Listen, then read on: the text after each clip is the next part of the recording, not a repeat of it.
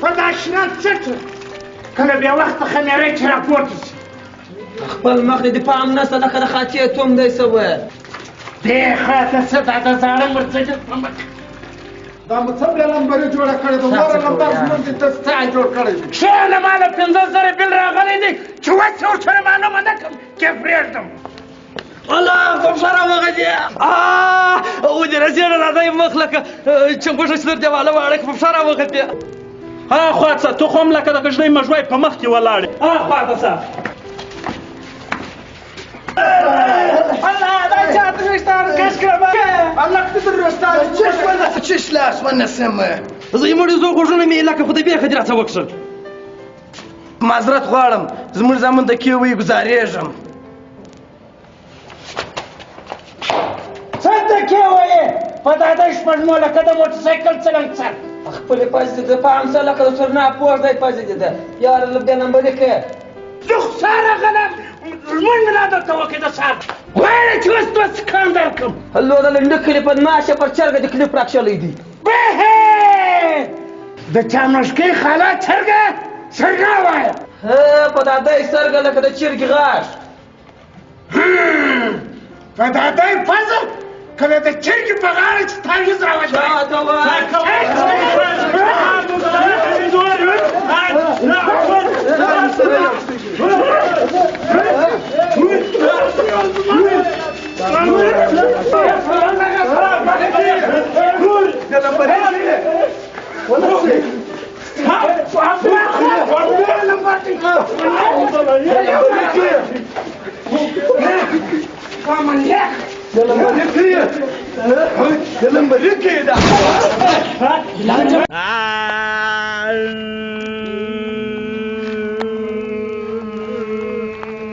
ډېرو منډه مې پیسې شمېره چې پټي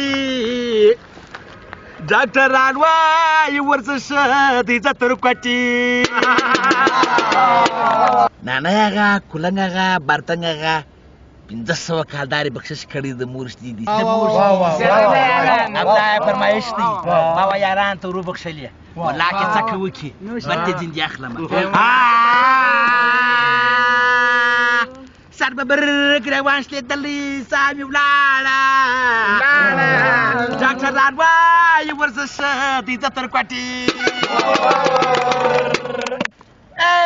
دا څه حال دی جانانه دا څه حال دی جانانه خبره واوره ګرانه لیونی څوم سرګردانه زه ډېر یم پریشانه له ځانه ته بېځانه دا زه یم ناتوانه زړه مې شل لکه اسمانه ته څه شوې پهلوانه شلېدلې وي ګرېوانه اوس ډېر یم حیرانه ابلاخانو ګلستانه وایي زه یې اوس حرانانه دا موږ ورله روانه مجنون څېرې ګرېوانه اخته هر یو په ځانه دا څه حال دی جانانه جانانا هر سړی شلو بې ساره ډنګر دی که تیاره خوراک دی اچاره روان دی په دې لاره بېکاره بې روزګاره بې حساب بې شماره ویده وي تر سهاره پهلوان وي پر تیاره ورته ګوري به څواره عاشق وي بېقراره زه یم خواروزاره اخته یم په یاره کاش ونیسه ګلنګاره دا زه شولم توتاره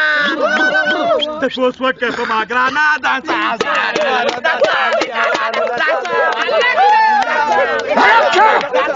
بابا که خلاصت یم ووایه ښه ته دلته ناست یې سندرې وایه پلار د سندرې ویلې نیکه د سندرې ویلې انا د سندرې ویلې که د مور سندرې ویلې ما سهار په سودا پسې استولی یم ته ورته وګوره شال ماتې کړ زه د په انتظار مړ کړم چې وس به راشي